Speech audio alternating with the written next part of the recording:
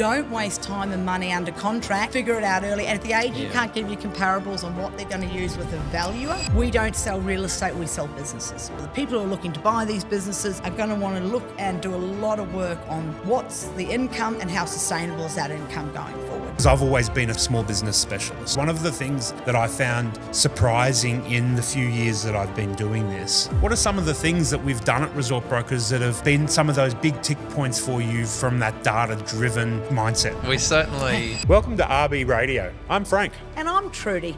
Join us as we explore the very exciting world of the accommodation industry. We're going to walk you through the ever-evolving landscape of hotels, motels, caravan parks and management rights, but more importantly, the communities and the stories that underpin them all. From market trends and expert predictions to the personal success stories and many lessons learned, we're going to cover it all. Join us and let's embark on this journey through the weird and wonderful world of the accommodation industry together. Welcome back to RB Radio. Trudy, this is our 12th episode. I'm not sure if you're a numerologist at all, but that's pretty important in that sort of existential space. But we are loving being back in our brand new studio with our brand new branding. How are you feeling? I feel great. I mean, I cannot believe the calibre of people who have been so kind to come and sit with us around the table. And I feel like we've only just got started. We're just scratching the surface. So we thought we'd have a little bit of an in-house powwow. We brought Josh Mangelson, who's the head of our Resort Brokers research arm and also an in-house property economist for Resort Brokers. Yep. And have a bit of a state of a nation, I guess, and talk about what our 2025 means from the perspective of 40 years now in the accommodation industry. Which is amazing, right? 40 years is established. And I think not only is it exciting for our family, and so congratulations for my to father, the family, who had started on his own, dad really, let's be honest. We were lucky enough to for him to run a business that we can actually contribute to, given our very specific skill sets, his 3 children. But I think it's been a beautiful thing to watch it grow and watch the success of all of our team and our brokers across the country, but also all our clients and the next generation of clients and all the associates businesses grow, and then the accommodation industry as a wider view, you know. It's been such a changing space, so much new money in it. It's great. Some of the guests that we've had along the way, you know, we've talked about sophistication and we've talked about the change of markets, but that's happened with us as a business as well, pretty drastically. Yes, look, it has, because off the plan management rights, buildings are getting bigger with population growth. We're starting to travel more at home. So assets across the country are getting bigger, particularly new ones. I know that I always say about the funds in Sydney, and I would go and talk to them about buying regionally. They'd say, great, can you just find us 80 keys in secondary places like Orange and Newcastle and let's chat tomorrow. And Geelong, yes, and 30 keys is a lot across the country. But our business is still really, the backbone of it is owner-operator, hands-on people who have been running businesses, and that still underpins Australian real estate and accommodation specifically, really. And then we bring you know, Josh and what Josh is bringing to the business from that property economist hat and helping data drive our business and professionalise, so we can, despite the fact that, you know, our mums and dads are the core of our market, that doesn't mean that we can't really give them value with the, you know, the raising of the tide of the way we do business. Started at Resort Brokers doing the dishes at 13, so nearly 30 years, right? And so over that time, you think that you kind of know your market, you know your space, you know what the business needs to do. But I have been amazed at how the data has now, which drives our decisions, has been different in cases to what I thought, particularly when you started and were presenting things on things that we'd never had. So my perception of things weren't exactly accurate, and I imagine everyone's business can benefit from being more data-driven. I know when you hear the Facebook guys talk about their stats. But they talk about the fact that really, you know, they'd just overtaken MySpace for number of followers or something. But actually what was more exciting was when they worked out the matrix that in 10 days they needed every new user to connect with 7 friends. And that's, so they said when they got to that data point, then they understood what they needed to do. And that was the most exciting milestone to understand that, really. Yeah. And so Josh, on that, putting you on the spot, what are some of the, you know, the wider and broader data-led strategies over the last couple of years? Because you've been with Resort Brokers for about 3.5 years now. Yep. I know, because you were the person that started just before I did. Yes, that's right. So right. we've come up together, and we've seen these changes happening quite drastically. And I see them from one perspective. But what are some of the things that we've done at Resort Brokers that have, been some of those big tick points for you from that data-driven mindset? Yeah. Look, I'm not going to give away any company secrets, No. but we certainly, have brought a more data-focused approach generally. I think it was interesting coming into the business at the time I did as well. Obviously, COVID had sort of just passed in its first wave in Queensland, and so lockdowns were still very much a thing, but the strength of the tourism market in Queensland was still very much there, and was really on an upward trajectory, and that we didn't realise would be so strong for such a sustained And period. across the country, Yeah, if for you're sure. able to move. Yeah, yep. absolutely. I guess in that early period, we were just fortunate that Queensland was quite unlocked, Yes. particularly. But yeah, it became a national trend, and coming from uni in like the mid 2010s, Yes. everyone was talking about industrial and the tightening of yields, and that really shifted towards hotels right around when I started at motels. And again, so that's where the data actually supported. Yep. And now, when you say the big commercial investors, they need the data to Yep. make decisions because they've Yep. got so many different industries. But I know that there were so many people that used to say, oh, a leased hotel has a higher risk than a leased lot of shops or sheds. Sure. And I always had such a different view on that because, you've got someone living there, invested, the investment in it is so much bigger. Yep. A shed doesn't have the goodwill factor where people keep going back there. Yeah. So it's just a financial return thing. And I feel like the market's starting to know the new capital and eyes on it Yep. is unbelievable, Yep. right? And it's- Based on the information that is verifiable we through can- the data as well. Yeah. Well, I think probably the market now, we can go to those investment groups and say, the clever money's going to get in and amalgamate and look at the yield you can get in this industry compared to industrial or Yep. office buildings or Yep. something. So I think that's helpful. Yes. Too. And I think us quantifying and understanding our own space has been helpful as well.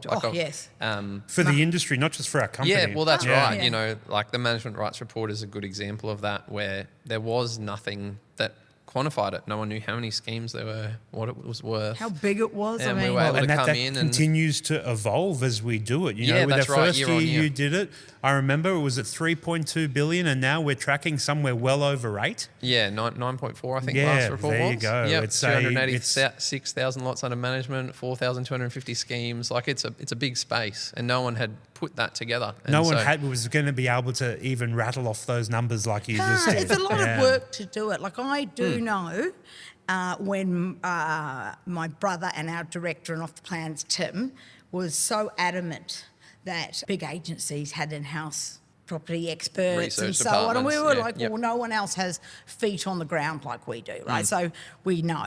Again, a bit arrogant, we know. Yeah. Right? We're there, we're old, so we're talking to everybody. They're not doing that. So he was adamant, and I tell you, I'm proudly wrong in that situation because not only for our brand, but for our clients to actually have something that makes you understand the scale.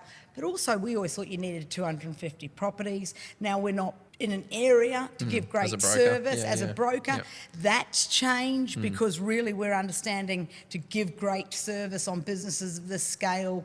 Depending on how geographically wide it is, that shouldn't be the only matrix. Well, and it's changed, and the markets have shifted as we're making these decisions over the years as well, right? The markets have there's ways of doing business, and the business needs to be done differently sometimes. But Yep. having Yeah. the data does help you move away. Like we've had a model that's worked consistently for a long time. Yeah. To move away from it, no one wants to be the test monkey. Yeah. No. Right. Yeah, that's so right. so to have the data that supports it, particularly when you're leading a Yes. business, it gives us all a lot of confidence, really. And I think that's a good example of that. Again, coming back to management rights, is the support we've had from valuers in building the report. Yes. And that's given us scope of understanding not only the scale of the industry, but everything that's transacting, not just the things that we're Not just connected us. to It's regularly not with a our gloat. clients. It's not a gloat No, thing, that's right? right. It's for the industry. Yeah. For the- And the absolutely. reality is, like, yes, we transact more than anyone else, but when you look at things as a whole, the data does move a little bit. Yes. And so going from the first report, which gave us specific figures, to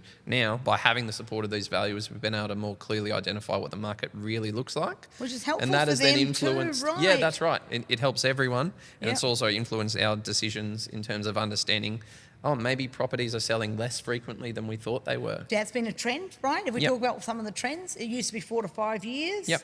And that's not the case really now, is Yeah, it, would you no. say? There's probably almost a two-speed market where there are people that turn over more regularly, and then there's your really long-term holders.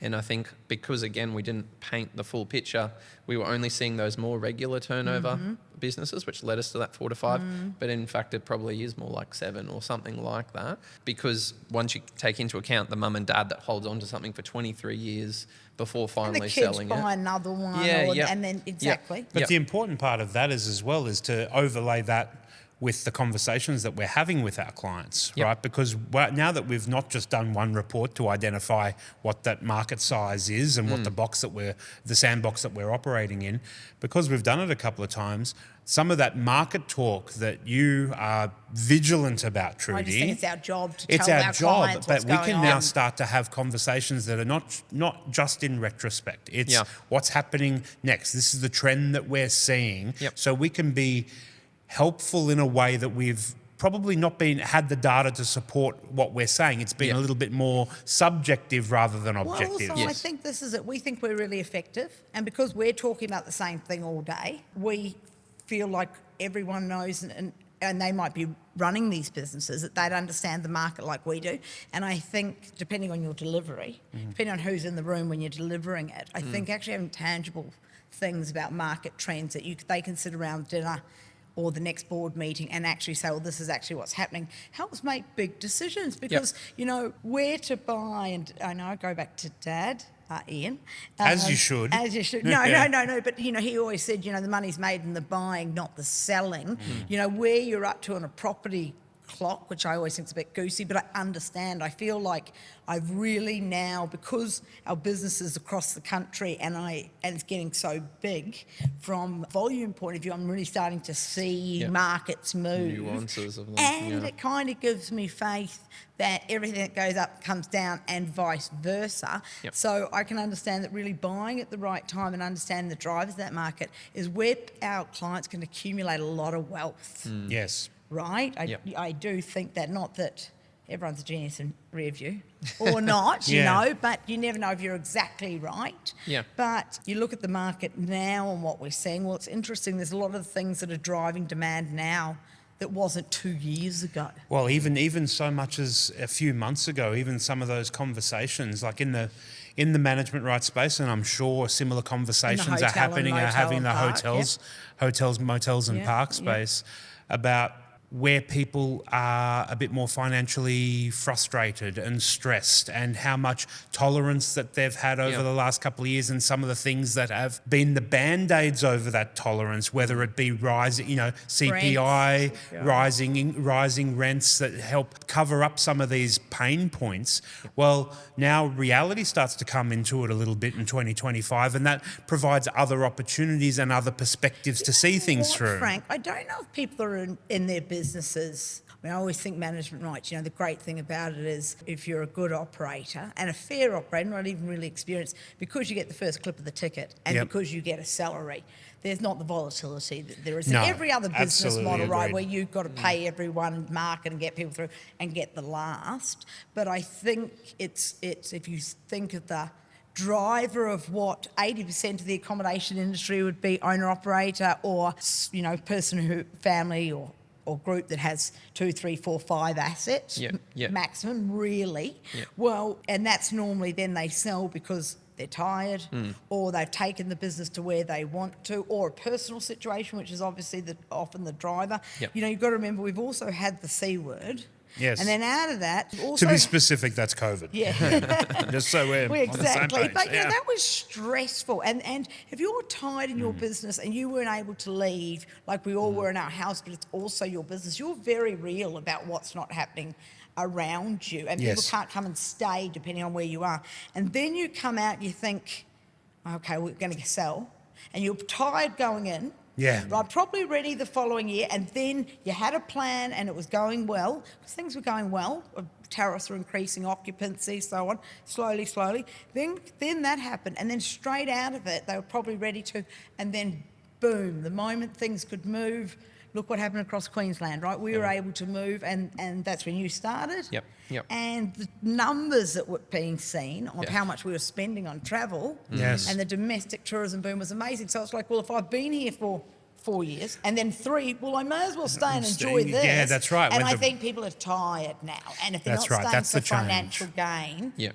that's why, and then there might be other factors like there is for all of us, cost of money in business. But I Cost of think living, that's the all thing that. why now there is a perfect storm of supply coming on. Well, now that we're talking, that's a perfect segue into what's been happening over the last year. Josh and Trudy, what were some of our key wins? What did some of our transactions look like in the last year comparatively to the year before? And what's the outlook? What do we look like coming into 2025 and beyond? So last calendar year, we were up around 30% on deal volume. So just under 230 deals across the country, 228. to be precise. And the year before, 176. Off the top of my head, but we'll No, go with it. yes. Yeah. Yes. So obviously That's calendar year. Calendar year. Calendar Yep. year. So Yep. it's end of December and worth over $500 million, those 228. So Which is double what it was 3 years ago. Yeah. In value, not in volume, but Yeah. in value. And that's exciting, not just for us,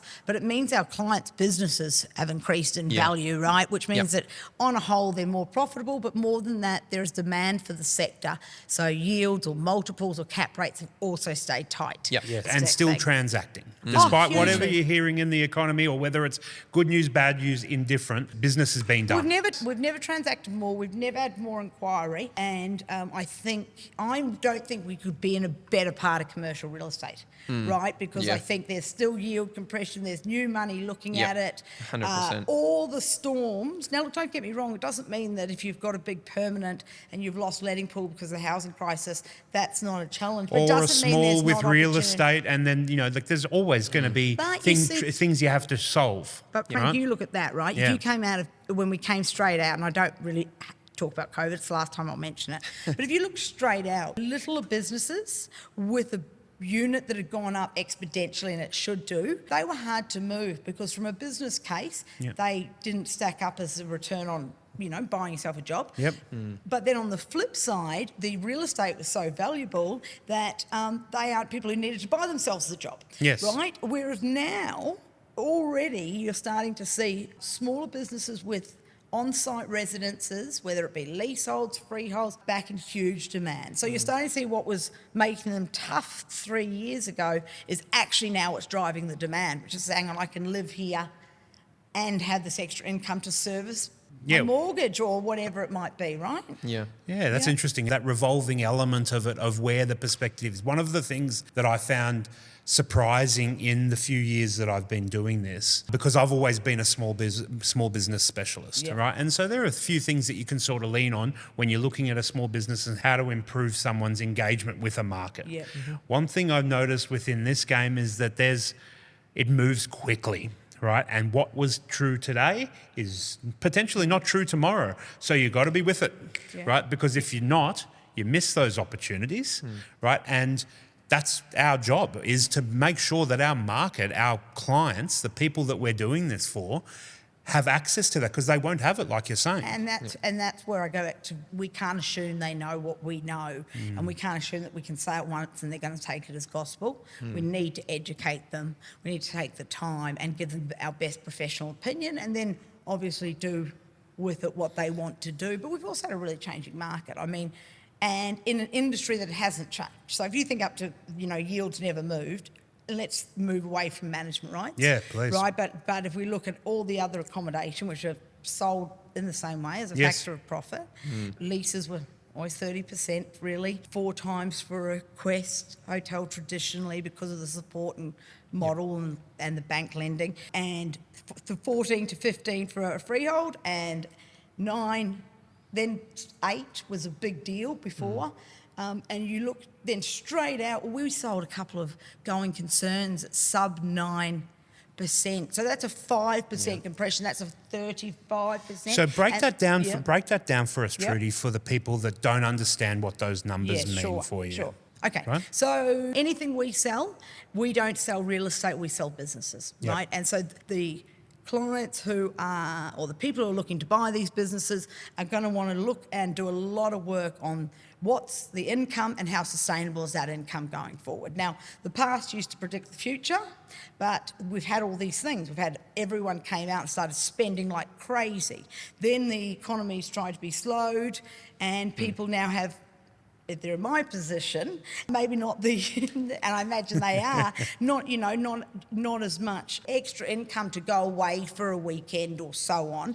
So that means that everything that we sell is sold on a factor of profit, right? And then we apply a multiple or a capitalisation rate. A multiple, cap rate at 25% is a 4 times multiple, Yep. right? It's just the same. Same thing from a different perspective. We just flip it round to Yep. make ourselves specialists and sound clever, right? Let's be Just honest. yep, The that's right. hotel We're company shuffling does it paper. again and Nothing calling to it see ADR here. instead of tariff, right? Exactly. We're just trying to all validate ourselves. But no, all joking. And then you apply your yield, your cap rate, whatever you want to call it, multiple, over the sustainable profit going forward. So that's always looking at a business. If you take out 2-person management team out of the wages, then that business should be able to do what it's doing going forward. Now, if you're in a location that has been driven by a domestic tourism boom, which means that the last 2 years have been 40% up on any year before. Gold Coast, Noosa. Not Gold Coast, Noosa, maybe, Noosa, yeah. but places like the Central Coast and North Queensland, the Territory, those places that,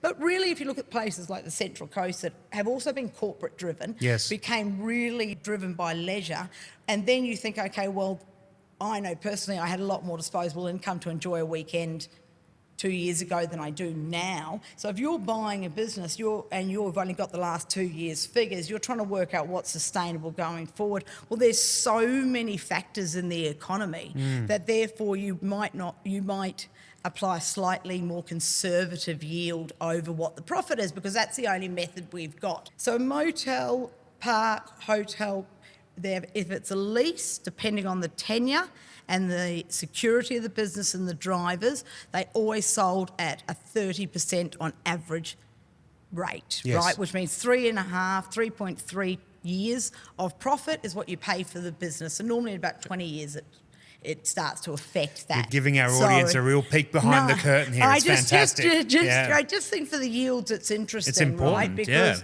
I think it's important for our clients to understand in a how bit it more works out. detail. We're not plucking these things out of the air. They're data-led. They're data-led. Investments, again, depending on the strength of the tenant, the security, the condition, well, then that's much more a real estate play. So that's about security and age, and depending on that, 7 to 8. So that's still compressed. But you see freehold going concerns, well, that was where there was the most movement.